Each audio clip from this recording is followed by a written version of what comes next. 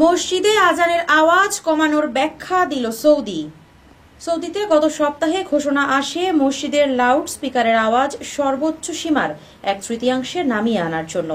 আজান ও ইকামত ছাড়া আর কোনো ক্ষেত্রে মসজিদের মাইক ব্যবহার করা থেকেও বিরত থাকতে বলা হয়। এর ফলে সৌদি রক্ষণশীল মুসলিম সম্প্রদায়ে অসন্তোষ দেখা দিয়েছে। তাই এবার মসজিদের লাউড স্পিকারের আওয়াজের সর্বোচ্চ সীমা বেঁধে দেওয়ার ব্যাখ্যা দিয়েছে সৌদি আরব কর্তৃপক্ষ। এর ব্যাখ্যায় দেশটির ইসলাম ধর্ম বিষয়ক মন্ত্রী আব্দুল লতিফ আল শেখ জানিয়েছেন, জনগণের অভিযোগের পরিপ্রেক্ষিতে এই পদক্ষেপ নেওয়া হয়েছে। লতিফ শেখ জানান, মসজিদের আজানের উচ্চ শব্দ নিয়ে যারা অভিযোগ করেছেন তাদের মধ্যে অনেক বাবা মা আছেন। লাউড স্পিকারের শব্দে তাদের শিশুদের ঘুমের ব্যাঘাত ঘটে বলে জানিয়েছেন তারা।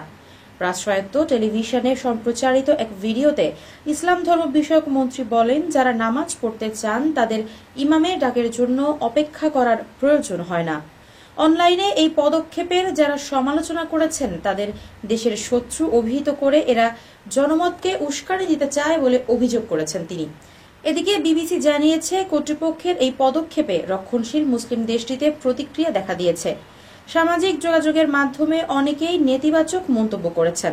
হ্যাশট্যাগ ব্যবহার করে রেস্তোরাঁ ও ক্যাফেতে উচ্চ শব্দে মিউজিক বাজানো নিষিদ্ধ করার দাবি উঠতে শুরু করেছে। বিবিসির প্রতিবেদনে আরও বলা হয়, সৌদি আরবের যুবরাজ মোহাম্মদ বিন সালমান দেশটিকে একটি উদার ও আধুনিক রাষ্ট্র হিসেবে গড়ে তোলার উদ্যোগ নিয়েছেন।